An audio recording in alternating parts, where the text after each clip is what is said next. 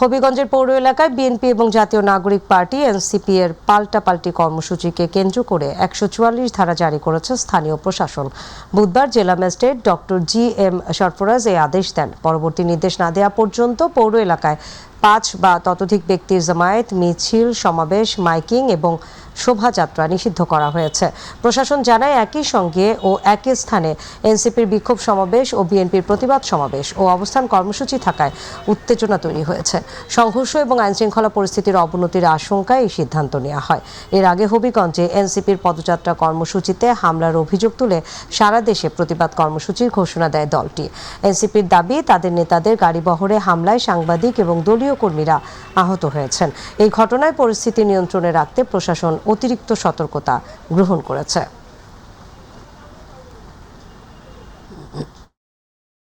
নির্বাচন কমিশন স্বাধীনভাবে কাজ করতে পারছে না বলে মন্তব্য করেছেন জামায়াতে ইসলামী সেক্রেটারি জেনারেল মিয়া গোলাম পারওয়ার। বুধবার রাজধানীর আগারগাঁওয়ে নির্বাচন কমিশনের বৈঠক শেষে সাংবাদিকদের সঙ্গে আলাপকালে তিনি এই মন্তব্য করেন। তিনি বলেন, আসন্ন স্থানীয় সরকার নির্বাচনে দলের বিজয় নিশ্চিত করতেই নির্বাচন কমিশনে বিএনপি তাদের দলীয় লোক নিয়োগ দিয়েছে। গোলাম পারওয়ার জানান, স্থানীয় সরকার নির্বাচনকে সুষ্ঠু এবং গ্রহণযোগ্য করার জন্য কমিশনের সঙ্গে আলোচনা হয়েছে। নির্বাচন বিধিমালায় পরিবর্তন আনার জন্য 9টি প্রস্তাব দেওয়া হয়েছে। এমপি ভুক্ত শিক্ষকরা নির্বাচন করতে পারবেন না, এই সিদ্ধান্তের বিষয়ে আপত্তি জানানো হয়েছে। তিনি আরও বলেন, বিএনপির রাজনীতিতে যুক্ত একজন ব্যক্তিকে নির্বাচন কমিশনের অতিরিক্ত সচিব করা হয়েছে। তার নিয়োগ বাতিলের দাবি জানিয়েছে জামায়াত। এখানে কোন পলিটিক্যাল ব্যক্তি যিনি একেবারে সদ্য বিগত যে জাতীয় নির্বাচনে একটা দলের পক্ষে দায়িত্ব পালন করেছেন, তার ইলেকশনে কমিশনে আসাটা আগামী নির্বাচন একেবারে দিব্যি নিরপেক্ষ হবে না, একদিকে নিয়ে যাবে, এই উদ্দেশ্যে তারা এখানে অ্যাপয়েন্টমেন্ট দিয়েছে। আপনারা এটাকে আপত্তি করেন, বাতিল করার দায়িত্ব তো সরকারের। জাতীয় নির্বাচনের ক্ষেত্রে এমপিওভুক্ত শিক্ষকদের নির্বাচনের ব্যাপারে তো আপনারা কোনো বিধিনিষেধ আরোপ করেননি, তারা তো ইলেকশন করছেন। প্রশ্ন করলাম যে সেটা কি আপনারা করেছেন? বল না, আমরা শুধু লোকাল গভর্নমেন্ট ইলেকশনের জন্য এই নীতিমালাটা অ্যাপ্রুভ করেছি। তাহলে কি হলো? এটা দ্বৈততা, বিচারিতা, বৈষম্য হলো না? একটা ইলেকশন করতে পারবে আর একটা পারবে না। নোয়াখালী সেনবাগ উপজেলার নবীপুর ইউনিয়নে বড় চারিগাঁও গ্রামের নতুন গ্যাস কূপের সন্ধান মিলেছে। 45 দিন খনন এবং 15 দিন ডিএসটি টেস্ট শেষে জানা যাবে মজুতকৃত গ্যাসের পরিমাণ। তবে কূপটি সফলভাবে খনন এবং ডিএসটি পরীক্ষা সম্পন্ন হলে প্রতিদিন এখান থেকে 7 মিলিয়ন ঘনফুট গ্যাস জাতীয় গ্রিডে যুক্ত হতে পারে বলে প্রাথমিকভাবে ধারণা করা হচ্ছে। মঙ্গলবার Bangladesh petroleum exploration and production company limited Bapex এই নতুন কূপটির খনন কাজের সূচনা করে। আজ সকাল থেকে পুরোদমে চলছে খননের কাজ। প্রকল্পটির নাম দেওয়া হয়েছে সুন্দরপুর 4 মূল্যায়ন কাম উন্নয়ন কূপ খনন প্রকল্প। বাপেক্স সূত্রে জানা যায়, প্রাথমিকভাবে কূপটি মাটির নিচে 1550 মিটার খননের লক্ষ্যমাত্রা নির্ধারণ করা হয়েছে। সুন্দরপুর 4 মূল্যায়ন কাম উন্নয়ন কূপ খনন প্রকল্পের ড্রিলিং ইনচার্জ জাকির হোসেন খান জানান, 45 দিনের মধ্যে খনন কাজ এবং 15 দিনের ডিএসটি টেস্ট শেষে এখানে মজুতকৃত গ্যাসের পরিমাণ জানা যাবে। মঙ্গলবার খনন কাজ শুরু হয়েছে এবং এটি এক নাগাড়ে চলবে। 1550 মিটার খননের জন্য প্রাথমিকভাবে লক্ষ্যমাত্রা নির্ধারণ করা হয়েছে। রাজধানী বাংলাদেশ আর্মি স্টেডিয়ামে গত 27 জুলাই অনুষ্ঠিত নতুন করে স্পোর্টস 2025-26-এর সমাপনী আয়োজনে একটি ছবি মুহূর্তেই ছড়িয়ে পড়ে সামাজিক যোগাযোগ মাধ্যমে। হাজারো শিশুর ভিড়ে স্কুল ড্রেস পরা এক কিশোরের প্রধানমন্ত্রী তারেক রহমানের দিকে বাড়িয়ে দেয়া দুটি হাত আর চোখে মুখে উচ্ছ্বসিত হাসি স্পর্শ করে অসংখ্য মানুষের হৃদয়।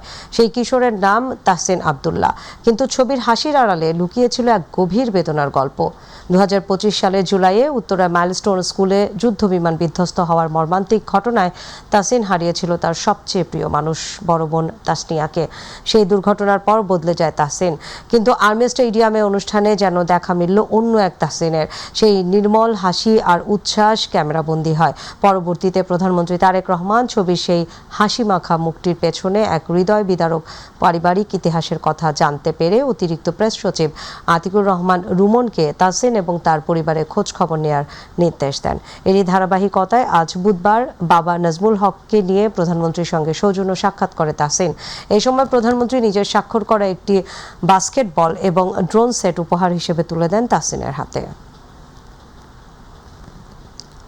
জনগণের দোরগোড়ায় স্বাস্থ্যসেবা পৌঁছে দিতে বড় পরিসরে অবকাঠামো উন্নয়ন এবং জনবল নিয়োগের পরিকল্পনা নিয়েছে সরকার। একই সঙ্গে স্বাস্থ্য খাতে বরাদ্দের শতভাগ কার্যকর ব্যবহার নিশ্চিত করারও ঘোষণা দিয়েছেন স্বাস্থ্য এবং পরিবার কল্যাণ মন্ত্রী সরদার মোহাম্মদ সাখাওয়াত হোসেন। বুধবার রাজধানীর আন্তর্জাতিক মাতৃভাষা ইনস্টিটিউটে স্বাস্থ্য অর্থনীতি ইউনিট এবং পিপিআরসির এক গবেষণা প্রতিবেদন প্রকাশ অনুষ্ঠানে এসব কথা বলেন মন্ত্রী। তিনি জানান, উপজেলা পর্যায়ে সব 50 শয্যার হাসপাতালকে 101 শয্যায় উন্নীত করা হবে এবং সেখানে আধুনিক প্যাথোলজি সুবিধা সহ প্রয়োজনীয় সেবা নিশ্চিত করা হবে। প্রতিটি মেডিকেল কলেজে 50 শয্যার এবং প্রতিটি জেলা হাসপাতালে 10 শয্যার কিডনি ডায়ালাইসিস ইউনিট স্থাপন করা হবে।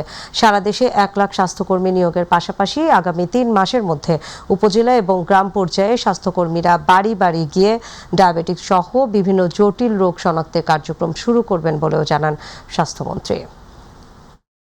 আমরা শুধু এখানে বসে নাই, ইউনিয়ন লেভেলে community clinic, family planning centre, health centre, নতুনভাবে এগুলিকে কোনোটার ইনোভেশন, কোথাও নতুন বিল্ডিং করে প্রত্যেক জায়গায় আমরা ডাক্তার দিব। আমরা 1 লক্ষ স্বাস্থ্যকর্মী নিয়োগ করতে যাচ্ছি, যার মধ্যে 80,000 shall be the women, midwifery and caregiver. আমাদের মূল দায়িত্ব, আমরা ঘরে ঘরে গিয়ে আমাদের মায়েদের, আমাদের ভাইদের স্বাস্থ্য সেবা নিশ্চিত করার জন্য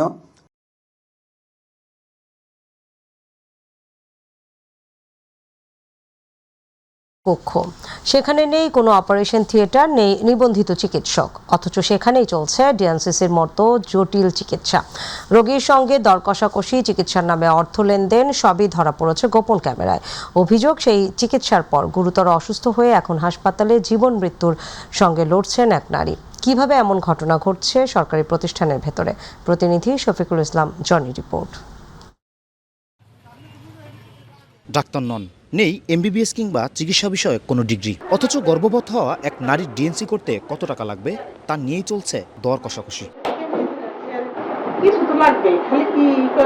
পরে ওই নারীকে হাসপাতালের একটি কক্ষেই ডিএনসি করা হয়। এরপর তার শারীরিক অবস্থার দ্রুত অবনতি হয়। বর্তমানে তিনি গুরুতর অসুস্থ অবস্থায় চিকিৎসাধীন। উনি প্রথম বলছে যে এগুলি পরিষ্কার করতে 1010 টাকা লাগে, 2500 টাকা দিয়ে তারপর ডিএনসি করানো হয়েছে। ভুক্তভোগী ও তার স্বজনদের দাবি, তারা চিকিৎসা করাতে নয়, কেবল পরামর্শ নিতেই এসেছিলেন, কিন্তু পরামর্শের পরিবর্তে তাদের ডিএনসি করার প্রস্তাব দেওয়া হয়। আজকে আসার কথা, আমরা আসছি আজকে, উনি বললো যে এখন 1000 টাকা লাগবে, আর এদিকে কি হসপিটালে যেন কেয়ার হসপিটালে ভর্তি করতে হবে। স্থানীয়দের অভিযোগ, এটি বিচ্ছিন্ন কোনো ঘটনা নয়। সরকারি এই হাসপাতালটিতে দীর্ঘদিন ধরেই চলছিল এমন কার্যক্রম। পরিবার পরিকল্পনা যারা যে যেটা করতে পারবে না সে সেটা করে। এখানে যদি টাকা দিয়ে চিকিৎসা নেওয়া লাগে সেটা দুঃখজনক। অভিযোগের বিষয়ে জানতে চাইলে অভিযুক্ত পরিবার কল্যাণ পরিদর্শিকা জাহানার বেগম নিজের অবস্থান ব্যাখ্যা করেন। তো আমি ভোল্টারিন সার্টিফিকেট দিছি আর সাইটোমিস লিখে দিছি। আমাদের ট্রেনিং আছে ওষুধ লেখা। আবার আমাদের উপজেলা স্বাস্থ্য কর্মকর্তা বলছেন, এই ধরনের চিকিৎসায় ক্ষতিগ্রস্ত হয় সাধারণ মানুষ। হীরামণি নামে একটি রোগী আমার জরুরি বিভাগে আসে। তার কমপ্লেন্টে ছিল সে একজন নন কোয়ালিফাইড একজন পার্সন দ্বারা সে ডিএনসি অপারেশন করে। পরবর্তীতে চিকিৎসার প্রক্রিয়াধীন চলাকালীন তার অবস্থা আরও একটু খারাপের দিকে যেতে থাকে। সেই ক্ষেত্রে আমরা তার পরবর্তী উন্নত চিকিৎসার জন্য আমরা তাকে দ্রুতই ফরিদপুর মেডিকেলে উন্নত চিকিৎসার জন্য রেফার করি। এদিকে জেলা পরিবার পরিকল্পনা বিভাগের সহকারী পরিচালক জানিয়েছেন, অভিযোগটি তদন্ত করে প্রয়োজনীয় ব্যবস্থা নেওয়া হবে। ডিএনসিগুলো আসলে করার কোনো রাইট কোনো একটা রাখেন, কারণ কি, কারণ এটা একটা অপারেশনাল স্টেপ, এটা একটা টেকনিক্যাল ইস্যু। আর এটার জন্য একটা ওটি লাগে, একটা নির্দিষ্ট এনভায়রনমেন্ট লাগে, এটার জন্য ট্রেনিং আলাদা, আমাদের বেশি করে এটা থাকে না। যদি এটা তার বৈধতার বাইরে চলে যায় তার কার্যক্রম, তার তো অবশ্যই ডিপার্টমেন্ট সরকারি বিধি অনুযায়ী তার বিরুদ্ধে ব্যবস্থা সরকার নেবে বা ডিপার্টমেন্ট নেবে। ভুক্তভোগীর অভিযোগ, স্থানীয়দের বক্তব্য সব মিলিয়ে সামনে এসেছে সরকারি স্বাস্থ্যসেবার অবহেলা চিত্র। কিভাবে সরকারি হাসপাতালের ভেতরে এমন কার্যক্রম দিনের পর দিন চলল, সেই প্রশ্ন স্থানীয়দের।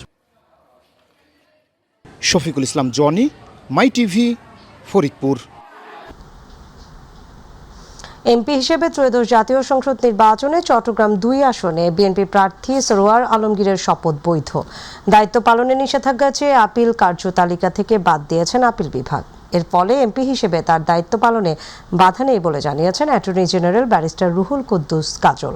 আজ প্রধান বিচারপতি জুবাইর রহমান চৌধুরী নেতৃত্বাধীন আপিল বিভাগে আদেশ দেন সরওয়ার আলমগীরের প্রার্থিতা রিটার্নিং কর্মকর্তা বৈধ করার পর ঋণ খেলাপির অভিযোগে আপিল করেন জামায়াতের প্রার্থী মোহাম্মদ নুরুল আমিন।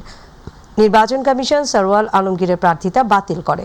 এর বিরুদ্ধে হাইকোর্টে রিট করলে নির্বাচন করার সুযোগ পান তিনি, কিন্তু এই আদেশের বিরুদ্ধেও আপিল করা হলে নির্বাচন ফল স্থগিত রাখার নির্দেশ দেওয়া হয়। অ্যাটর্নি জেনারেল বলেন, হাইকোর্টে পূর্ণাঙ্গ রায় প্রকাশিত হওয়ায় সরওয়ার আলমগীরের প্রার্থিতার বৈধতা দিয়েছে আপিল বিভাগ।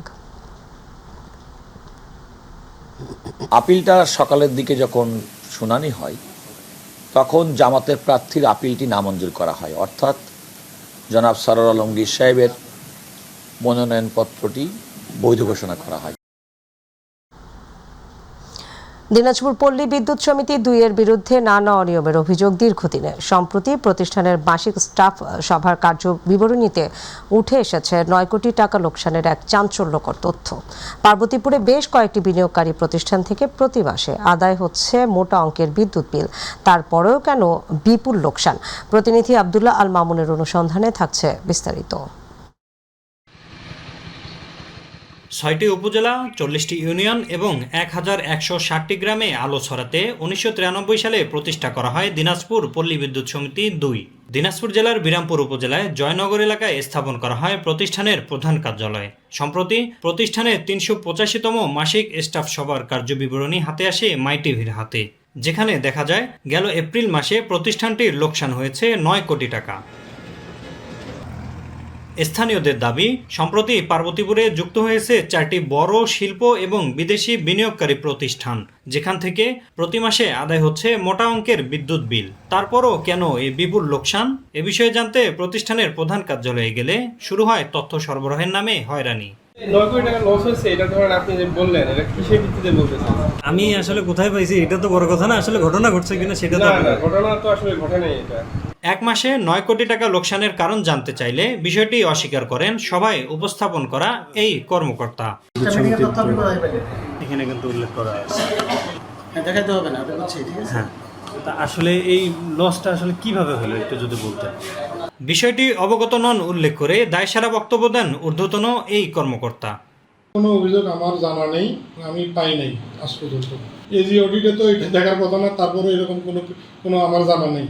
এদিকে ঘটনা তদন্তপূর্বক লোকসানের প্রকৃত কারণ উদ্ঘাটনে সংশ্লিষ্ট কর্তৃপক্ষের হস্তক্ষেপ কামনা করেছেন স্থানীয় সচেতন মহল। অনেকগুলো বিদেশি সংস্থা এখানে আমাদের হয়েছে, বড় বড় কোম্পানি হয়েছে, এরা সরকারকে এখন রাজস্ব দিচ্ছে। দেওয়ার পরও বিদ্যুতের কিভাবে এক মাসে ৯ কোটি টাকা কিভাবে লস দেখাচ্ছে? ভবিষ্যতে এ ধরনের জন্য লস না হয় সে ব্যাপারে জন্য যথাযোগ্য ব্যবস্থা গ্রহণ করার জন্য অনুরোধ জানাচ্ছি। দিনাজপুর পল্লী বিদ্যুৎ সমিতি ২ কর্তৃপক্ষ লোকসানের বিষয়টি অস্বীকার করলেও ঘটনা সত্যতা নিশ্চিত করেছেন এজি অডিটের নাম প্রকাশে অনিচ্ছুক ৩ সদস্যের এই কর্মকর্তা। ফাইনান্সিয়াল রিপোর্ট আছে না, রিপোর্টে উল্লেখ করা আছে না, অনেক প্রতি মাস ওনার রিপোর্ট করছে না, হয়তো আপনাদেরকে অস্বীকার করতেছে, ডকুমেন্ট দিচ্ছে না, আমাদেরকে অস্বীকার করার কোনো অপশন। এক মাসে ৯ কোটি টাকা লোকসানের কারণ উদ্ঘাটনের পাশাপাশি জড়িতদের বিরুদ্ধে ব্যবস্থা নেওয়ার মাধ্যমে দৃষ্টান্ত স্থাপন করবে কর্তৃপক্ষ, এমনটাই দাবি সচেতন মহলের। আব্দুল্লাহ মামুন, মাই টিভি, পার্বতীপুর। রাজবাড়ী সদর এবং গোয়ালন্দ উপজেলা নিয়ে রাজবাড়ী ১ আসন গঠিত, আর এই আসনের অন্যতম প্রধান সমস্যা হয়ে দাঁড়িয়েছে পদ্মা নদীর ভয়াবহ ভাঙন। প্রতি বছরই ভাঙনের কবলে পড়ে নদী গর্ভে বিলীন হচ্ছে ফসলি জমি, বসতবাড়ি, রাস্তাঘাট, মসজিদ, কবরস্থান সহ নানা স্থাপনা। বর্তমানে প্রায় ১৪ কিলোমিটার এলাকা জুড়ে দেখা দিয়েছে ভাঙনের তীব্রতা। এতে নির্ঘুম রাত কাটছে নদীপাড়ের মানুষের। ভাঙন থেকে স্থায়ী মুক্তির জন্য শুধু জিও ব্যাগ নয়, দীর্ঘমেয়াদী ও টেকসই নদী শাসনের দাবি জানিয়েছেন স্থানীয়রা। রাজবাড়ী প্রতিনিধি মোমিন শেখের তথ্য এবং চিত্রে প্রতিবেদন। এ যেন রাক্ষসে পদ্মা, প্রতিদিনই বাড়ছে তার ক্ষুধা, আর সেই ক্ষুধায় হারিয়ে যাচ্ছে রাজবাড়ীর জনপদের একের পর এক এলাকা। রাজবাড়ী সদর ও গোয়ালন্দ উপজেলা মিলিয়ে প্রায় ১৪ কিলোমিটার এলাকা জুড়ে বর্তমানে পদ্মা নদীর তীব্র ভাঙন দেখা দিয়েছে। সদর উপজেলার খানগঞ্জ ও বেলগাছি এবং হরাই নদীর বাঁধের গুরুত্বপূর্ণ কয়েকটি স্থান রয়েছে ভাঙনের ঝুঁকিতে। এছাড়া মিজানপুর, বরাট ও দ্বাদশী ইউনিয়নের বিভিন্ন এলাকাতেও দেখা দিয়েছে পদ্মার তীব্র ভাঙন। এই মাসের থেকে শুরু হবে না ভাঙা, যত স্রোত বাড়বে তত ভাঙবে। নদীর কূলে থাকতে পারতেছি না, রাত্রে ওই নদীর কলতানিতে ঘুম পাড়তে পারতেছি না, মানে অনেক হতাশার মধ্যে আছি। স্থানীয়দের অভিযোগ, প্রতি বছর ভাঙন শুরু হলেও সাময়িকভাবে জিও ব্যাগ ফেলা হলেও স্থায়ীভাবে নদী শাসনের কোনো কার্যকর ব্যবস্থা এখনো নেওয়া হয়নি। বর্ষায় আরো নদী ভাঙনের চাপ প্রভাব পড়ে, ঠিক সেই মুহূর্তে কিছু জিও ব্যাগ দিয়ে এটা ভাঙনটা রোধ করার চেষ্টা করে। স্থায়ীভাবে যদি নদী শাসন করে, মানচিত্র দৌলতদিয়া নামক জায়গাটা থাকবে, আর না হইলে একসময় নদী গর্ভে বিলীন হয়ে যাবে। ভাঙন ঠেকাতে জোরে সোরে কাজ চলছে, এমনটাই বলছে পানি উন্নয়ন বোর্ড। জিও ব্যাগ ড্যাম্পিং এর মাধ্যমে অলরেডি আমাদের 200 মিটার স্থান প্রতিরক্ষা কাজ চলমান রয়েছে। অল্প কিছুদিনের মধ্যে সেই কাজগুলি শেষ হয়ে যাবে। বর্ষা যত আগাবে আমরা কাজের তীব্রতা আস্তে আস্তে বাড়বে। এদিকে আশার বাণী শোনালেন জেলা প্রশাসক। ঝুঁকিপূর্ণ এলাকাগুলো চিহ্নিত করে যাতে প্রয়োজনীয় ব্যবস্থা গ্রহণ করা হয়, ভাঙন প্রবলের হাত থেকে যাতে রক্ষা করা হয় এলাকা। তবে এবার শুধু আশ্বাস নয়, স্থায়ী সমাধান চান পদ্মাপাড়ের মানুষ। হাফিজা খানম জুথি, মাই টিভি।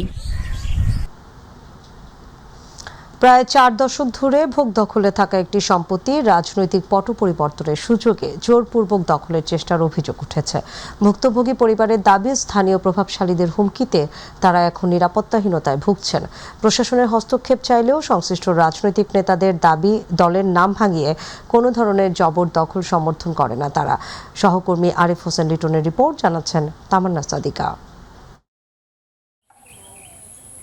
বরিশালের মেহেন্দিগঞ্জে জমি দখল নিয়ে নতুন করে বিরোধের অভিযোগ উঠেছে। উপজেলার আলিমাবাদ ইউনিয়নের চরমইশা গ্রামে প্রায় 40 বছর ধরে ভোগ দখল থাকা একটি সম্পত্তি জোর করে দখলের চেষ্টা চলছে বলে অভিযোগ করেছেন স্থানীয় ব্যবসায়ী কুতুবুদ্দিন বিশ্বাসের পরিবার। 40 বছরের দখলের পর এই গাছগুলো আমরা 6 বুড়, এবার আমার চাচারা আছে, কুবুরা আছে, সবাই মনে করে জমিনের মালিক। আমরা এই জমি এই পর্যন্ত ভোগ দখল করে আসছি, তাই এখন আমাদের এই জমিতে এই দুষ্কৃতকারী যে এখন ক্ষমতার বলে সে আমাদের থেকে এই জমি জোরপূর্বক নেওয়ার জন্য খুব হুমকি দিতেছে। অভিযোগ অনুযায়ী গত 21 জুলাই কয়েকজন প্রভাবশালী জমিতে প্রবেশ করে দখলের চেষ্টা চালায়। এ সময় দুপক্ষে উত্তেজনা দেখা দিলে পুলিশ গিয়ে পরিস্থিতি নিয়ন্ত্রণে আনে। তারা এই জায়গায় যে প্রশ্ন এবং ভিত্তিহীন বানোয়াট কথা বলতে আছে, তিনি বলছে এই জমি তারা একাধিকভাবে ভোগ দখলে আছে এবং ডিয়ারা তাদের মালিক। তোরা যদি জমি পাইতি, তা তোতে যদি এসে জমিই থাকে, তাহলে তোরা এতদিন কইছিলি, এই 5 তারিখের পর কেন তোরা আইসা এই জুরগে বসছিস? স্থানীয় সালিশদারদের দাবি, এ বিষয়ে ডাকা সালিশে উভয় পক্ষকে শান্ত থাকার পরামর্শ দেয়া হলেও তা মানা হয়নি। এটা দ্বিতীয় সালিশা বৈশা একটা সমস্যার সমাধান করিয়া তারপর শোনা দিবে, কিন্তু সেই সমাধান সে কোনো সালিশদারকে দেয়নি। এসের কোনো ভ্যালু এখন আর নাই। তারপরেও যদি তাদের প্লটে যদি জমি থাকতো তা আমরা দিতে পারতাম। ইউনিয়ন বিএনপির সাধারণ সম্পাদক বলেছেন, জোরপূর্বক জমি দখলের চেষ্টা করলে তা কোনোভাবেই সমর্থনযোগ্য নয়। আইন অনুযায়ী বিষয়টি সমাধান হওয়া উচিত। অন্যায়ভাবে হয়, ন্যায় হোক, সেটাতে আমাদের কোনো আপত্তি নেই।